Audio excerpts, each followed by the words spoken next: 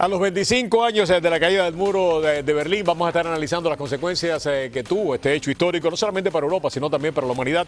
Y por qué Cuba no y otros países sí. Tenemos un panel de expertos verdaderamente de lujo para analizar este tema en el día de hoy. También vamos a estar analizando el tema de qué es lo que está pasando en el Pacífico en estos momentos. Hay una reunión importante, el presidente Obama está allí y hay muchos de sus aliados del área que no creen que Estados Unidos realmente tenga el poder para poder derretar a China en toda esta región. Por otra parte, el 80% de los catalanes pidieron independencia, pero 2/3 partes de ellos decidieron quedarse en la casa. ¿Cuáles son las consecuencias para España a corto y a medio plazo? Lo vamos a estar analizando aquí, donde es prohibido callarse.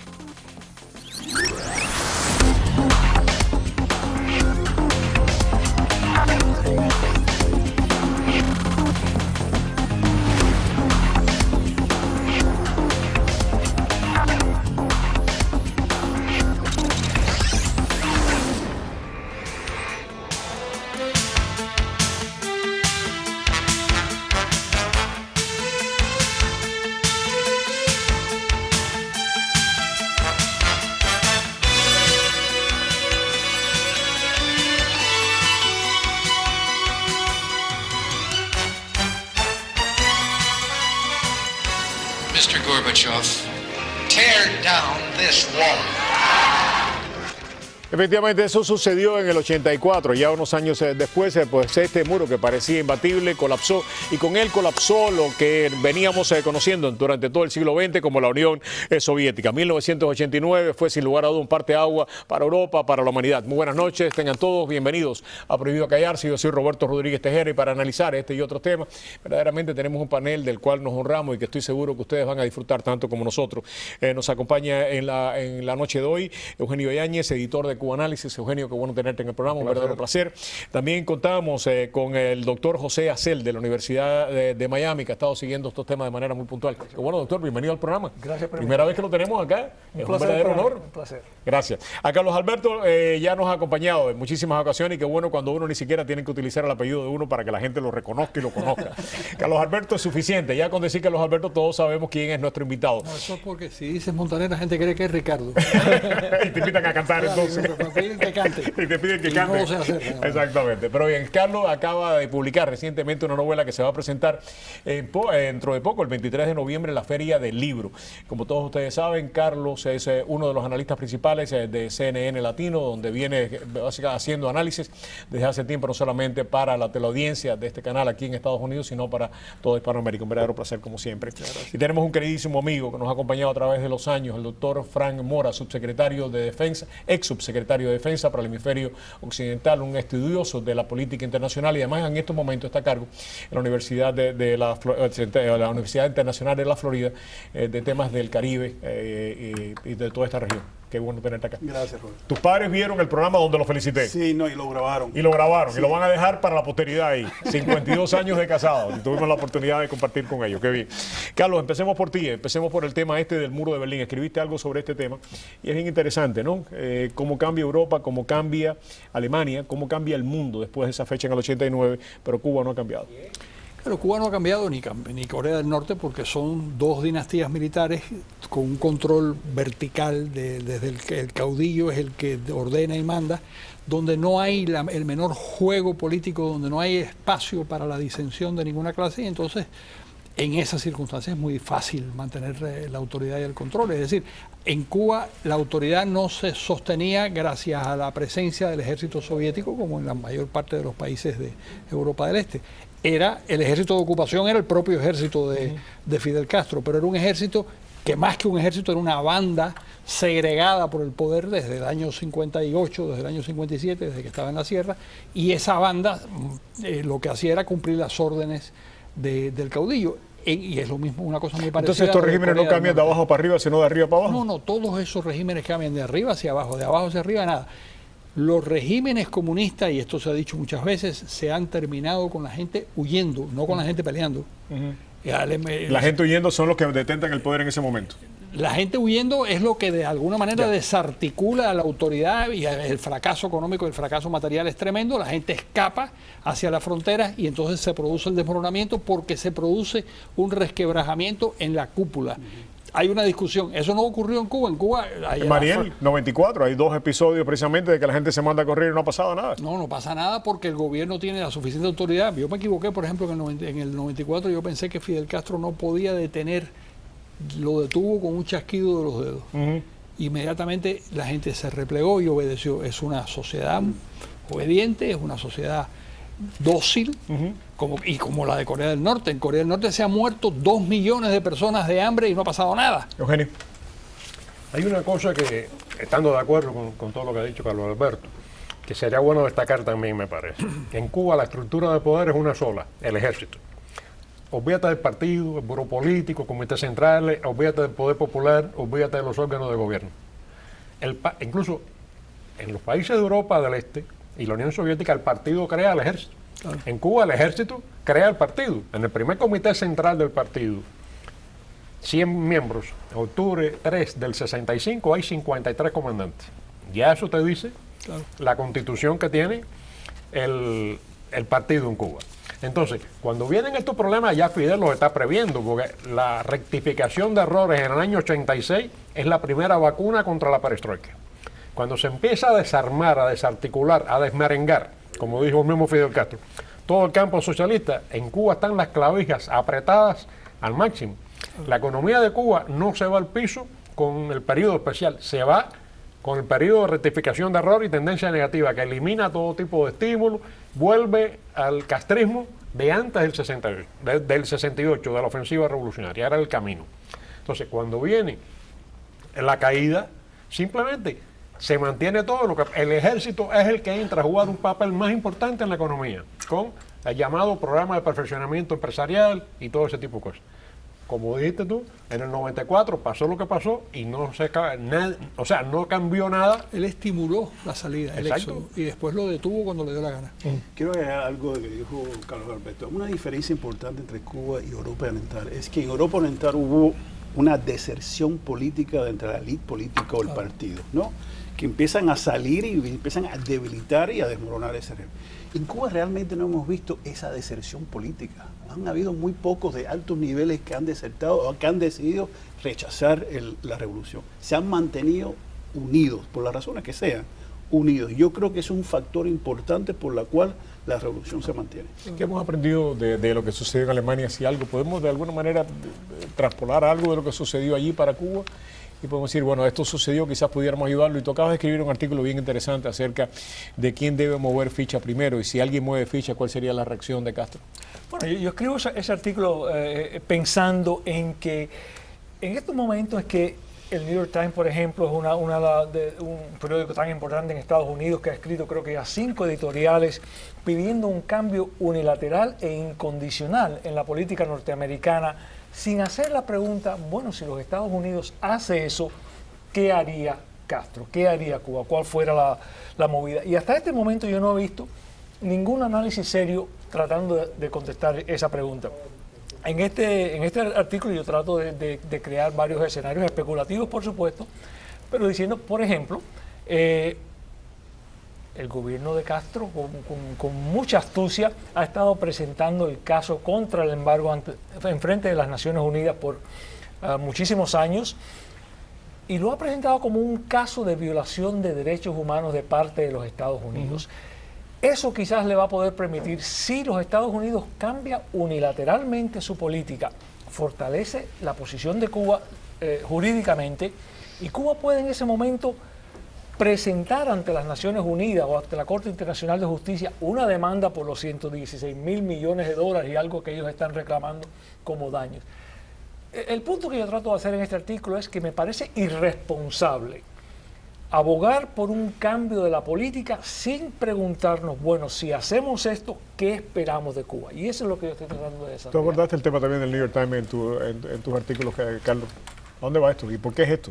¿Por qué la insistencia del New York Times en presionar al gobierno de Obama a que antes de que termine su mandato haga cambios? Es una campaña. Es decir, el hecho de que haya 5 editoriales... Ya no es una llamada de atención, no, es una campaña. Ni es la participación en un debate razonable. No, es una campaña con un objetivo. ¿Quién está detrás de ese objetivo? Bueno, o los grupos muy cercanos al gobierno cubano. Aquí hay una coincidencia entre gente que tiene la buena voluntad de querer modificar la política cubana con un tipo de estrategia basada en el engagement en lugar de la confrontación, que es lo que quiere el gobierno cubano que ocurra. Es decir, hay una coincidencia, pero la coincidencia que probablemente no está buscada por los cubanos o por los norteamericanos que desean eso, pero hay una coincidencia.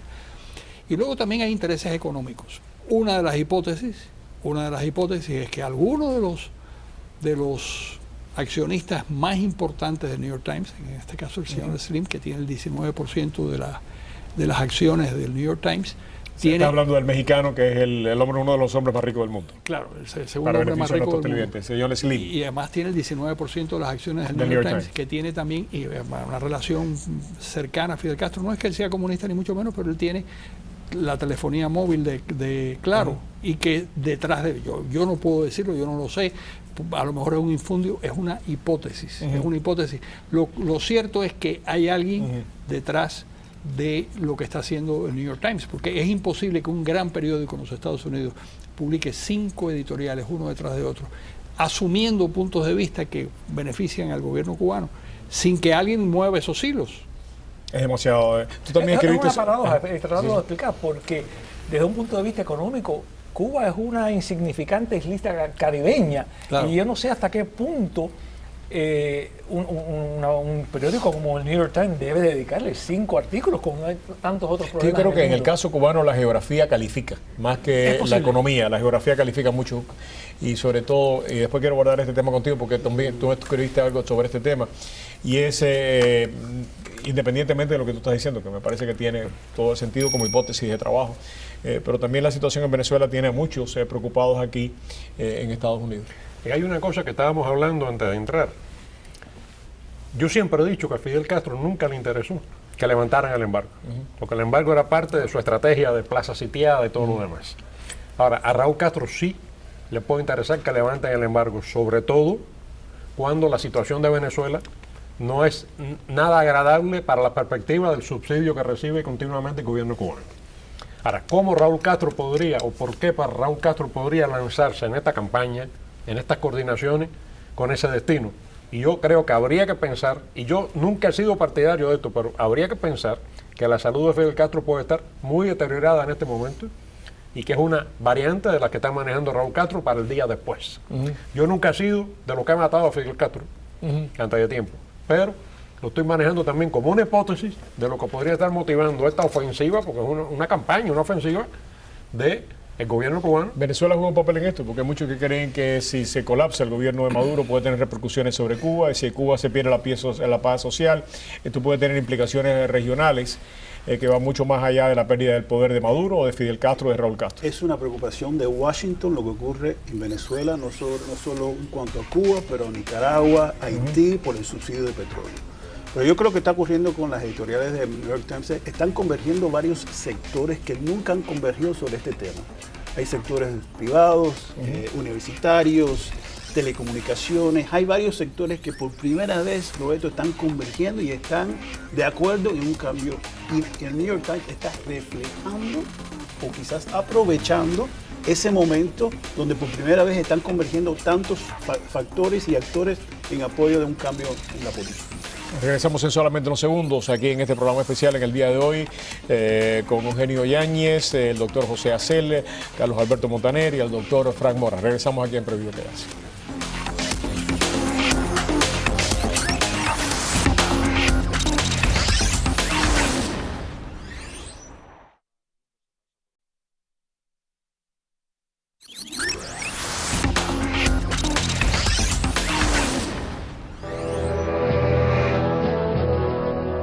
Durante la Guerra Fría, Berlín era una isla. Su lado occidental estaba completamente rodeado por enemigos, mientras que su lado oriental luchaba para evitar que la gente cruzase. Si conseguías llegar al lado occidental, eras libre. Muchos lo intentaron y murieron. El muro separó a familias y amigos y partió el corazón de la gran ciudad en dos. La ciudad estaba llena de pasos fronterizos prohibidos como el puesto de control Charlie y la puerta de Brandenburgo. Y entonces, en la noche del 9 de noviembre de 1989, un simple error desencadena una auténtica explosión de júbilo. Mientras la gente lo celebra a ambos lados del muro, el poderoso ejército de Alemania Oriental y su servicio de seguridad, la Stasi, se peleaban por tomar posiciones y controlar el caos. Who knew? Chancellor Kohl didn't know. I didn't know. I'm not sure Gorbachev knew. Cuando los alemanes del este y del oeste corrieron a abrazarse por primera vez desde la construcción del muro, las armas no dejaban de apuntarles. Con la caída del muro, todos sabíamos que la Guerra Fría acabaría. Mr. Gorbachev, tear down this wall. Regresamos en este programa especial, 25 años del muro de Berlín. Estamos no solamente analizando lo que sucedió allí, sino también las implicaciones que tuvo para Cuba. Y después vamos a abordar otros temas que sin lugar a dudas son en el día de hoy obligados, como lo que está sucediendo en China en estos momentos en el Pacífico y también en España. ¿Tú ibas a decir algo sobre esto, Carlos? Sí, yo le pregunté al asesor de Gorbachev, a uno de los asesores más cercanos a Gorbachev, que se llamaba Yuri Karyakin. Le pregunté por qué Gorbachev no lanzó al ejército, hubiera acabado con eso, hubiera un baño de sangre, pero hubiera acabado como acabaron en el 56 en Hungría o como en el 53 en Alemania, lo hubieran podido hacer. Me dijo una cosa muy interesante, me dijo, la psicología de Gorbachev es la de un hombre esencialmente pacifista, una persona que rechaza la violencia y la sangre. Este señor no viene de las viejas purgas del partido, no es un hombre de la Segunda Guerra Mundial, y es un tipo que tiene una resistencia al dolor muy grande. Por lo tanto, no va a emplear la violencia, y eso se sabe porque nada de esto sorprendió a Gorbachev. Gorbachev sabía lo que iba a pasar. Hay una llamada telefónica del primer ministro húngaro a Gorbachev, donde le dice: presidente o con premier o lo que sea, vamos a abrir las fronteras para que los alemanes pasen. Y los alemanes... Ese fue el principio del final. El principio del final. Y Gorbachev le dijo, adelante, abre las fronteras, nosotros no vamos a hacer absolutamente nada. Él sabía lo que iba a ocurrir y no le importaba, porque en Rusia en ese momento existía una especie de consigna de que hay que liberar a Rusia del peso de la Unión Soviética. Es decir, los rusos tenían la conciencia de que sostener ese imperio los estaba hundiendo y querían quitárselo de arriba. Y quiero decir algo que lo he dicho desde hace mucho tiempo, que lo vengo diciendo, ¿no? Realmente uno de los presidentes que yo me he admirado es a Bush 41. Perdón, la historia lo está empezando a reconocer ahora, pero creo que Estados Unidos realmente tuvo al presidente correcto en el momento correcto. No creo que ni antes de él ni después de él, sobre todo nuestros últimos 3 presidentes, hubieran podido manejar esa crisis con la habilidad y la profundidad que lo hizo Bush 41. Fue realmente, y sentó las pautas para unas relaciones internacionales que lamentablemente se vieron después fracturadas. No voy a entrar en ese tema, pero de que de alguna manera le daban el mapa de ruta a Estados Unidos para el siglo XXI, y fue Bush 41 el que lo hizo, y de alguna manera estamos empezando a recobrar lo que él nos legó. ¿Alguien quiere abordar más ese tema? Porque si no quisiera regresar al tema cubano. ¿Alguien quiere regresar al tema de Alemania? Tú ibas a decir algo acerca del costo de las sanciones, Carlos Alberto, de por qué no se deben de levantar las sanciones y por qué el costo de ello. Aparte de la cuestión puramente económica, hay un costo político muy grave, y el costo político es que el mensaje que mandaría ese fin de las sanciones y de las restricciones al comercio es: aquí no hay que hacer absolutamente nada para ser aceptados desde el punto de vista internacional. La disidencia, la oposición, quienes claman por la defensa de los derechos humanos, son absolutamente insignificantes. Los últimos 55 años han sido en vano, ¿no? Claro.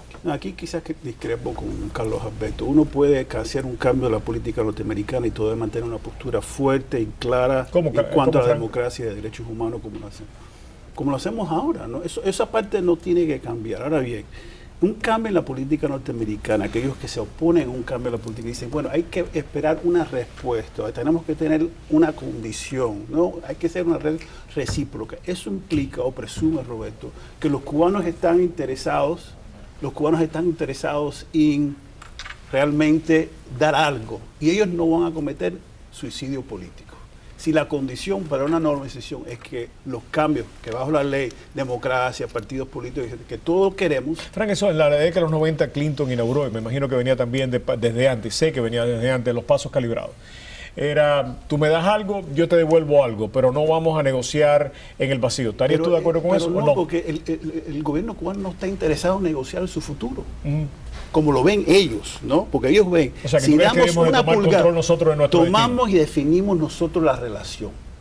Es hora que el gobierno cubano, que ahora parece que va a ser invitado a una cumbre de países y gobiernos democráticos, es el cubano el que hay que ponerle presión, y siempre la pelota está del lado de nosotros.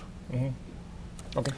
Pero Frank, yo creo que hay un gran problema con eso. En cualquier pleito, cuando las personas dialogan y tratan de llegar a una resolución, tienen que hacer un acuerdo, tienen que hacer una estipulación, una cláusula en la cual yo renuncio a estos daños, por ejemplo, en el caso de Cuba.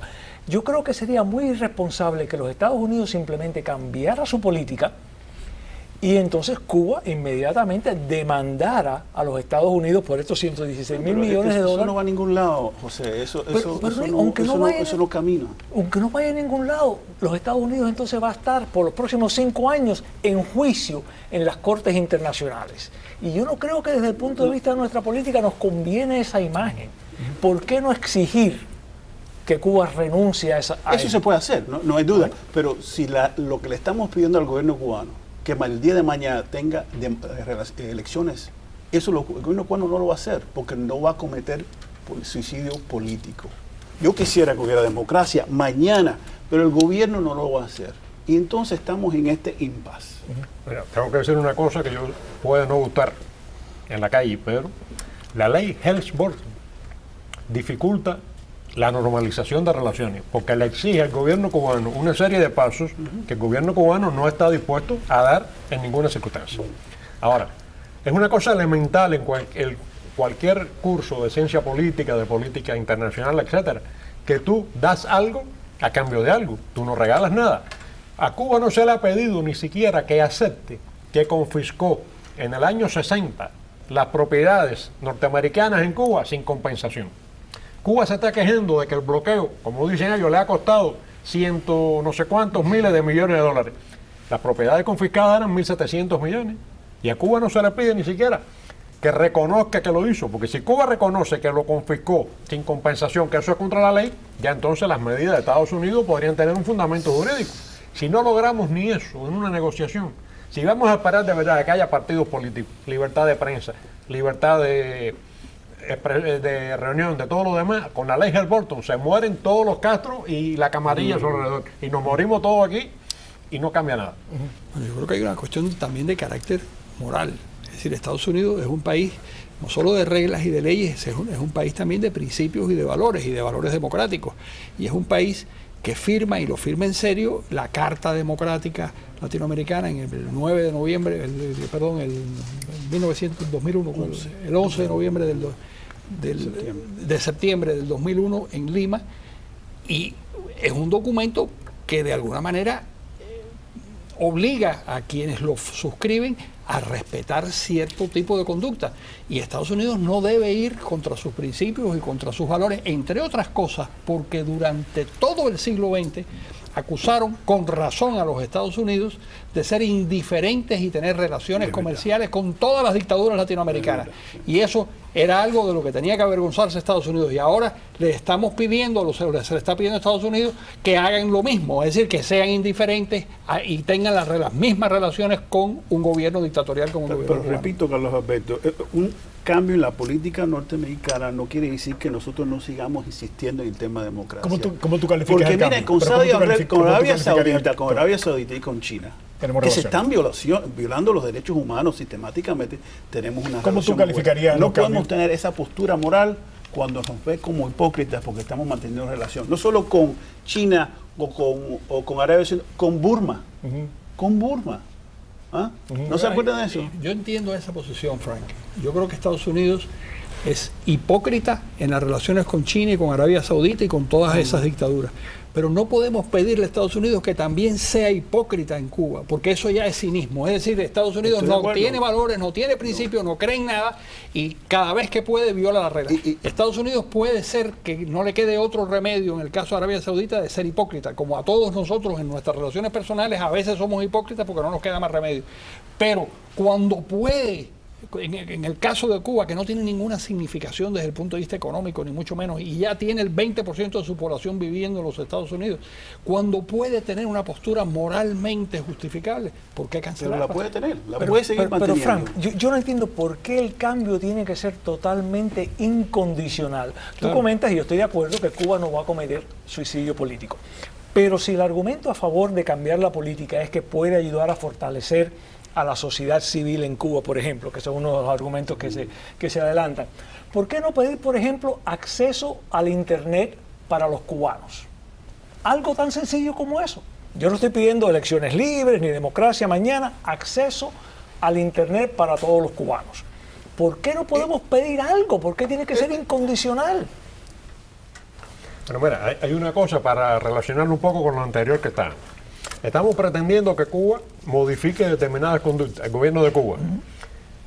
El domingo se cumplieron 25 años del derribo del muro de Berlín y la prensa cubana no informó sobre eso. La información de la prensa cubana en Granma y en Juventud Rebelde fue, escucha, el 97 aniversario de la gran revolución socialista de octubre. Y no se mencionó el derribo, porque no es la caída, el muro no se cayó solo, el derribo del muro de Berlín. Claro. Entonces, un gobierno que piensa así, ¿cómo vamos a lograr que sea capaz de cambiar en lo actual si ni siquiera en la visión de la historia es capaz de reconocer un hecho que marcó al mundo entero, nos guste o no nos guste? Tenemos que pasar a la publicidad. Vamos a regresar en solamente unos segundos con este panel en el cual yo, al igual que ustedes, estoy aprendiendo, por eso hablo tan poco, ¿no? Yo que hablo tanto. Y cuando regresemos vamos a abordar un tema que para mí es apasionante y tiene que ver con todo esto que está sucediendo en relaciones internacionales, ¿no? El presidente está en estos momentos en China, hay una reunión Asia-Pacífico y esto parece que no, pero el mundo está tan interrelacionado que no hay manera de poder entender lo que puede suceder en nuestra América si no entendemos lo que puede suceder en el resto del planeta. Vamos a abordar ese tema con este panel que nos acompaña en el día de hoy. Regresamos.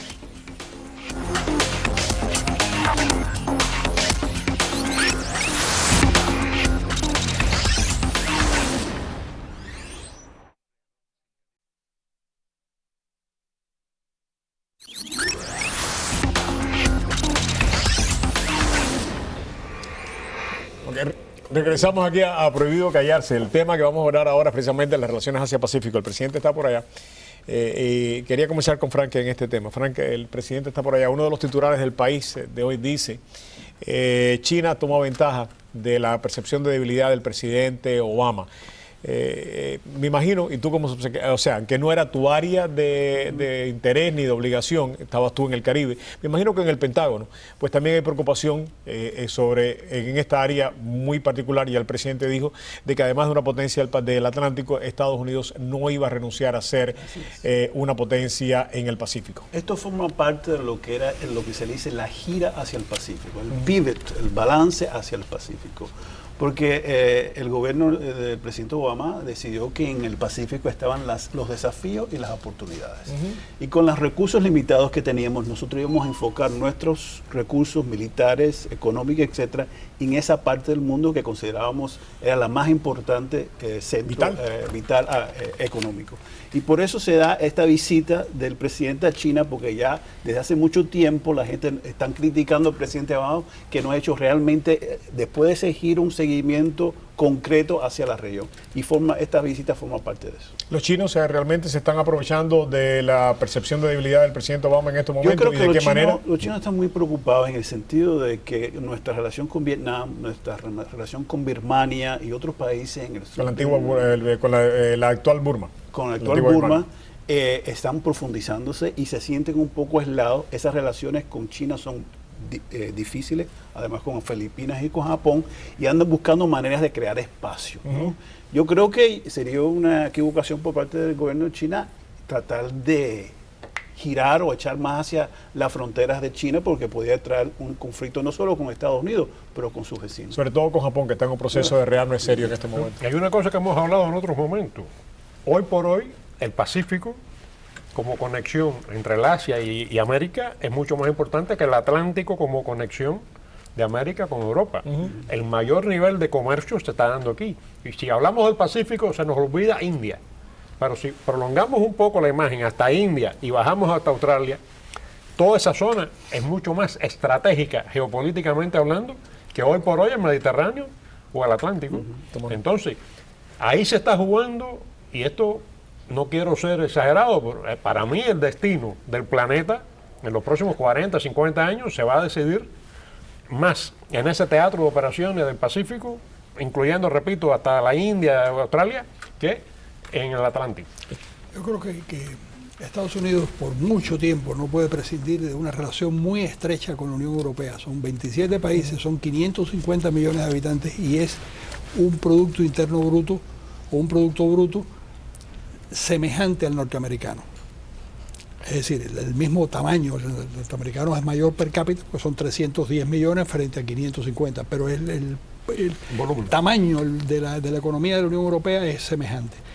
Y luego hay unos lazos muy fuertes y hay unos vínculos culturales y yo creo que, y cuando uno ve, por ejemplo, cómo opera Estados Unidos, bueno, pues finalmente opera junto a Inglaterra, junto a Australia, junto a Canadá, porque siguen siendo los principales aliados de los Estados Unidos. Yo he sido muy crítico de la política exterior de Bush 43, ¿no? Le he visto pocos aciertos, pero ha tenido algunos bien importantes. Creo que uno de los grandes aciertos que tuvo la política de Bush 43 fue precisamente relanzar sus relaciones con India.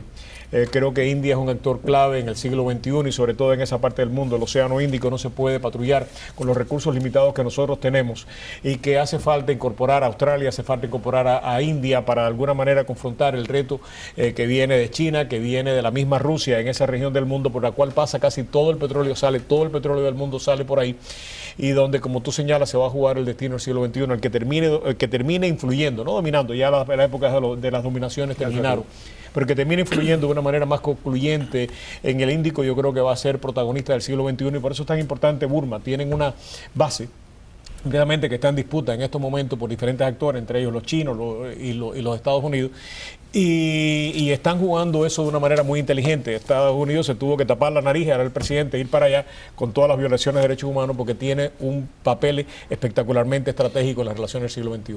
Bueno, uniendo un poquito los dos temas, y para mí es la gran paradoja de que vemos es el Pacífico con la gran importancia que tiene y la poca atención que reciben los editoriales de la prensa norteamericana, y sin embargo vemos a Cuba, repito, económicamente insignificante, y la gran atención que está recibiendo en eso. Y para mí es una cosa bastante difícil de explicar. Y Roberto, no podemos evitar que estamos en medio de una negociación de comercio, la más grande y más importante, que es el Transpacífico, la Asociación Transpacífico, que eso podría incluir miles y millones de dólares. Pero no se ha logrado todavía, hablaba de eso con Darcy Ferrer todavía, precisamente no se ha logrado todavía.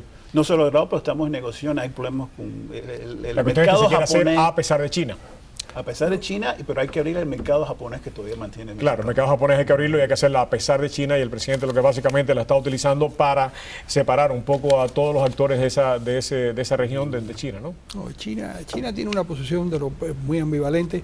Hay un momento en el que Lula da Silva trata de convencer a los chinos de que se sumen a una campaña antinorteamericana. Esto es una especie de confidencia que le hizo él a una persona y esta persona la reveló en la televisión de una manera asombrosa. Y los chinos le dijeron que ellos no estaban nada interesados en crearles un conflicto a los Estados Unidos porque ellos eran los principales tenedores de la deuda norteamericana y los principales clientes y los principales socios comerciales, y lo único que no les interesa a los chinos es que los Estados Unidos entren en crisis porque eso arrastraría a China a un terrible problema. Una cosa que no vamos a abordar hoy en detalle, pero que no podemos olvidar en toda esta relación de Estados Unidos con el Pacífico y Europa y todo, es el precio del petróleo como está bajando. 75 todo lo que eso modifica a los actores principales. Irán, por ejemplo, productores me refiero, Venezuela, Rusia, la producción de petróleo en los Estados Unidos, ahora con los republicanos en el Congreso, mayoritariamente, el famoso oleoducto de Canadá hasta el Golfo de México, la perforación en las costas, la exportación de petróleo norteamericano que está prohibido por ley en este momento. Todas esas cosas van a afectar la política exterior de los Estados Unidos. Sobre ese tema. ¿Perdón? Hay un artículo muy bueno de Diego Trinidad sobre ese tema. lo publiqué yo en Cuba. lo publicaste tú. Bueno, lo leí yo. Una de las cosas que sin lugar a dudas yo creo que está pasando en este momento, y tú lo traes a la mesa, me parece que es importante de alguna manera destacarlo, ¿no? Es precisamente la política energética de Arabia Saudita, que está cambiando las relaciones internacionales, le está poniendo una presión tremenda a Venezuela, pero sobre todo a Rusia.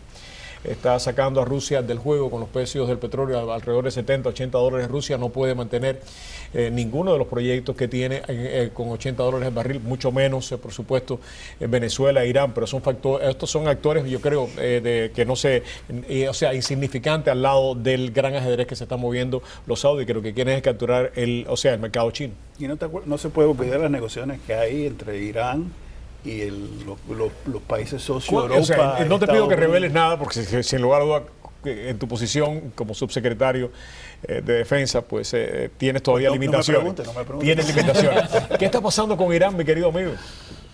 Estamos terminando ¿En serio, de verdad, se puede que...? Yo creo que sí, yo creo que sí. Y creo que el tema de petróleo puede ayudar, porque están realmente económicamente aislados, porque ahí son sanciones por parte de Estados Unidos, de Rusia, de Europa, etcétera. Tenemos que ver, el 24 o quizás el 26 de noviembre se decide, porque es la fecha que se cumple los 6 meses de negociación. No hay mucha información todavía cuál va a ser el resultado, pero creo que hay cierta voluntad. Y hay tremendas tensiones entre Israel y Estados Unidos. Precisamente el vicepresidente tuvo que salir hoy, en el día de hoy, a decir, o sea, Netanyahu y yo nos conocemos hace 30 años, le firmé hace 20 años un documento que le decía, no estoy de acuerdo contigo en nada, pero te amo, para tratar de alguna manera paliar las relaciones con los judíos que están muy, muy tensas. El ministro de Defensa estuvo aquí recientemente de Israel y no lo dejaron reunirse con nadie, porque las declaraciones que había hecho él en Israel acerca de Estados Unidos y la manera que Estados Unidos estaba manejando sus relaciones con Irán eran realmente duras para la administración Obama. Aparte una cosa también, Arabia Saudita, además de contra todos esos factores que hemos mencionado, le interesa estar contra los sunitas también. Es que contra los chiíes. Contra los chiíes. Contra los chiíes. Entonces, eso es una manera también de imponer ya el factor religioso en el teatro de operaciones del Medio Oriente y los productores de petróleo. Efectivamente. Cuando regresemos, vamos a ir a un lugar más cercano, no nos vamos a ir tan lejos, vamos a ir hasta Cataluña, donde básicamente todos tenemos un pariente, un amigo, alguien que conocemos que viene de allá. Hace solamente unas horas votaron 2 millones de catalanes en básicamente separarse de España, empezar el proceso de separarse. Rajoy dice que eso no tiene importancia. Hay 2/3 partes de los catalanes que también pensaron lo mismo, se quedaron en la casa. ¿Cuáles son las consecuencias de eso? Hay algunos analistas que creen que las fronteras que se dibujan después de la Primera Guerra Mundial están empezando a implosionar, que no se puede entender mucho el mundo si no entendemos cómo se crearon esas fronteras, y de separarse, cuál puede ser el costo de la separación. Ya estamos viendo en Irak lo que está pasando, y algunos creen que lo de España eso es solamente la punta del iceberg de algo mucho más importante. ¿Qué piensa nuestro panel? Cuando regresemos le vamos a preguntar.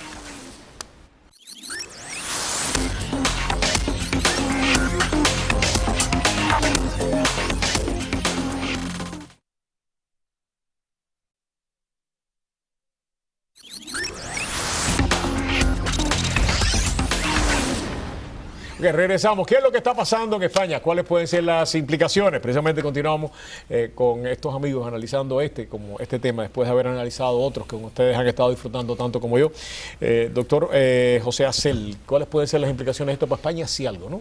Bueno, yo creo que no solo para España, pero para otros países también, quizás es la pregunta sobre el sistema federal de gobierno. ¿Hasta qué punto quizás vamos a tener en el futuro que empezar a desarrollar otras metodologías de gobiernos, de manera que exista un balance entre la independencia que desean en este caso los catalanes y un gobierno central que pueda ser viablemente económicamente? Yo creo que la implicación más importante es que tenemos que repensar un poco la manera de gobernar. Carlos. El problema es que eso va contra lo que la mitad del país, la mitad de los catalanes, bueno, no son todos los catalanes, la mitad de los catalanes quieren la independencia, a lo mejor es un poco más, un poco menos. Tienen un nivel de autonomía que es mayor que el nivel que pueden obtener los demás países que tienen en una estructura federal. Es decir, no se trata del diseño del Estado, sino se trata de una cuestión emocional, de que hay un porcentaje de la población que quiere la independencia. El argumento económico no funciona, porque el argumento económico es un argumento racional. Ustedes van a perder, bueno, vamos a perder, pero la patria, la dignidad, qué sé yo. Hay una cuestión emocional que es la que está detrás de los movimientos independentistas en todas partes del mundo. Y esa parte emocional probablemente vaya increciendo. Yo sí creo, y con eso discrepo de muchos amigos españoles, creo que el Estado español debe crear un mecanismo para que sea posible la secesión sin violencia, como lo tienen los ingleses. Los escoceses fueron a un referéndum y perdieron los independentistas. En el Quebec, en Canadá, también ocurrió lo mismo.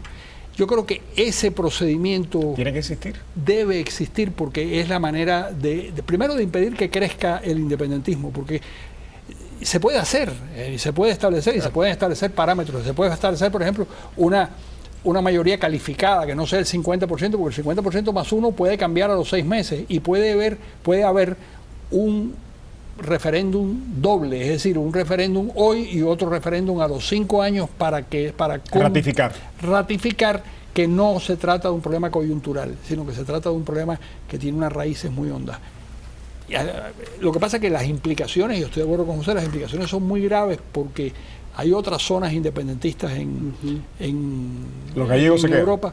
Los gallegos se quedan. Los gallegos se quedan, pero los vascos no. Los vascos van atrás de los catalanes. Además, lo probable es que colapse la monarquía, porque el sentido de la monarquía es precisamente mantener ese reino que está compuesto por diversos factores, mantenerlos juntos. Si eso empieza a fallar, pues entonces mucha gente va a pensar que no hace falta. La otra parte es, se establece un precedente peligroso, ¿no? Si se permite que identidades se conviertan en independientes, regresamos al siglo XVII, ¿no? Donde hay islas de soberanía por toda Europa, y no creo que llegaría a eso. El Estado moderno hay que redefinirlo. Pero fíjate lo interesante. Yo creo que el Estado moderno hay que redefinirlo. El Estado moderno ya no cabe dentro de la concepción que nosotros tuvimos. Pero la Unión Europea tiene una consecuencia inesperada, que es el resurgimiento de esto, porque se puede fundar, es decir, una pequeña nación puede formar su Estado y ser parte de la Unión Europea. Ya no hace falta ser parte de España, puede ser parte de la Unión Europea. Los Estados nacionales se fundaron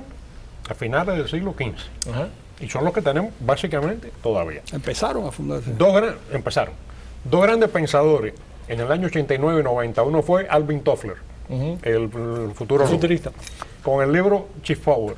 Y el otro es el gurú del management, Peter Drucker, con las nuevas realidades, explicaron que ya ese concepto de Estado Nacional y los regionalismos se iba a ir imponiendo, y que a la larga quedaba el supraestado, en este caso la Unión Europea o el Estado Federal norteamericano, y como ejemplo, o Canadá, y una serie de regiones que se iban a independizar, porque fue Escocia el otro día que no votaron a favor, pero lo pidieron. Están los catalanes, están los vascos. El norte de Italia. En Francia. Bélgica es un país que va a punto de está prácticamente fracturado, porque es un país artificial. Estuvo una serie de meses sin un primer ministro electo, ni mucho menos. Es decir, hay una serie de problemas en todos esos lugares. Y esa es la manera, yo se lo he hablado con amigos míos también en el Medio Oriente, esa es la única manera de solucionar los grandes problemas en el Medio Oriente, es precisamente crear una entidad parecida a la Unión Europea, en la cual todos estos países con sus diferencias existan, que puedan existir los kurdos, que puedan existir las minorías chiitas. En la Unión Europea ahí tiene que haber, para tú participar como Estado en la Unión Europea, tienes que comulgar con lo que ahí llaman los criterios de Copenhague, es decir, tiene que ser democracia, tiene que ser economía de mercado. Y eso hay que crearlo también para el Medio Oriente, hay que crearlo, si no nos vamos a seguir viendo la Medio Oriente no va a ser fácil. Cuando veamos a Israel, ponernos a Israel para poder sobrevivir en el siglo XXI, tiene que crear una confederación en el Medio Oriente. Por eso yo estaba comentando anteriormente que tenemos que repensar ese concepto del Estado. Totalmente de acuerdo. En los trabajos académicos utilizamos la expresión nación-Estado para entender que hay naciones y hay estados, y en muchos casos coinciden y en otros casos no coinciden. Así que yo creo que, por ejemplo. Una gran nación que no tiene Estado. Que no tiene Estado. Y son mucho más que los palestinos. 24 millones. Exactamente. Así es. Exactamente. Yo creo que eso, balcanizar, vamos a decir, el mundo, creo que crea problemas económicos, problemas de conflicto, problemas de coordinación internacional que debemos de estimar. Y la nación, se suponía que se había superado precisamente esa cosa tribal de la nación, pero parece que no es verdad. Yo sigo pensando que básicamente algunos de los elementos con los cuales nosotros seguimos manejando las relaciones políticas son residuos de la sociedad industrial, que todavía no hemos dado el salto cualitativo que hace falta en la sociedad informática. Y precisamente por eso es que vemos la crisis de legitimidad en la democracia, por eso es que vemos que algunas de las instituciones del Estado en estos momentos están perdiendo el brillo, están perdiendo credibilidad ante la población, porque seguimos básicamente imponiéndole al pueblo, a los ciudadanos, criterios que ya no van de acuerdo con las necesidades que tienen en estos momentos. Yo no creo que las naciones, Estados hayan fracasado. Es decir, yo creo que jugaron su papel, como decíamos, en la sociedad industrial. Pero ya cuando pasamos a la sociedad informática, a la sociedad informativa, como queramos llamarle, cibernética, ya la nación-Estado es un concepto que no... Precisamente ahí iba yo, porque ese concepto de económico, de las economías de escala que eran necesarias, etc., eso ha disminuido hoy en día, y a medida que la tecnología va avanzando, hoy día vemos, por ejemplo, las impresoras de tercera dimensión y otras tecnologías que ya están eliminando esa necesidad de economías de escalas del gran Estado. Así que yo creo que eso puede ser hay parte. un antropólogo que para mí es uno de los pensadores más interesantes de España, que se llama José Antonio Jáuregui, poco conocido, extraordinario pensador. Y tiene un libro que vale la pena leer sobre la persistencia de las tribus. Cómo lo que continúa vinculando a las personas es esa emoción absolutamente, como todas las emociones, irracional, que es el lazo tribal. Y cómo no se puede aplastar eso. Y cómo tú tratas de... Porque la república en la que todos creemos, yo soy un amante de la república, pero no deja de ser una fabricación artificial. Tres poderes, no sé qué, para cada...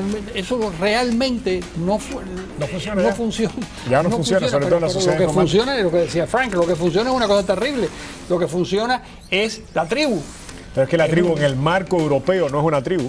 No, son tribus, Sí, pero ya no son tan tribus como antes. O sea, hay un marco de referencia que tú sabes, que los acuerdos de Copenhague, que básicamente dan un marco de civilidad y un marco de conducta y un mapa de ruta. Mariano Rondona tiene una frase.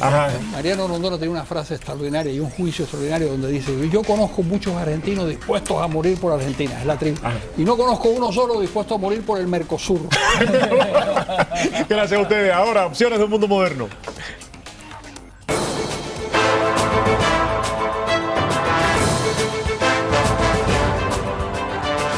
Ok, llegó la hora de opciones de un mundo moderno. Tenemos a José Aponte aquí con nosotros. Mi querido José, ¿cómo está usted? Gracias, Roberto. Me acaba de...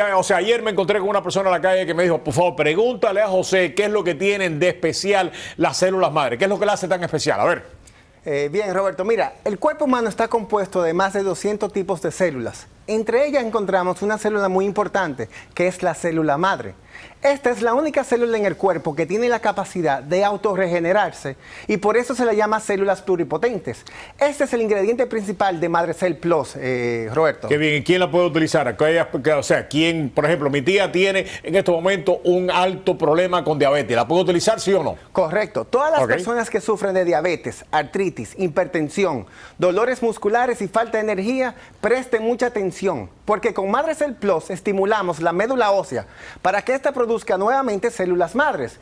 Estas viajan a través del torrente sanguíneo y se alojan en el órgano que más lo necesite, regenerándolo nuevamente y eliminando todos estos padecimientos, Roberto. Sí, bueno, pues ahora para ustedes, para los televidentes de Prohibido Callarse, hay algo muy especial. ¿Cómo obtenerlo? Pues no solamente cómo obtenerlo, ¿no? Sino las ventajas que usted, por ser televidente de Prohibido Callarse, va a tener. A ver, cuéntanos, José. Bien, Roberto, mira, una de las ventajas más principales de Madrecell Plus es que es un tratamiento 100% natural, sin ningún tipo de contraindicaciones, gracias a su ingrediente principal, Aphanizomenon flos aquae, el cual es un alga mejor conocida por sus siglas AFA, la cual estimula la producción de células madres. Y como te prometí, hoy te traigo una promoción especial. ¡Qué bien! Para todos los televidentes que llamen en este momento al número en pantalla, podrán obtener terminar con su tratamiento de Madrecel Plus, el segundo mes totalmente gratis, Roberto. No, pero yo creo que tenemos que darle algo más, porque o sea, los televidentes de Prohibido Callarse se merecen algo más especial. ¿Qué más le podemos hacer? A ver, dígame. Bueno, Roberto, mira, los primeros 50 pacientes que llamen en estos momentos al número en pantalla también obtendrán el tercer mes del tratamiento gratis, Roberto. Bueno, pues a llamar ahora mismo al teléfono que está en pantalla si usted quiere de alguna manera obtener los beneficios de esto que es lo último en la ciencia de medicina natural. O sea, muchas gracias. Regresamos aquí a Prohibido Callarse en solamente unos segundos.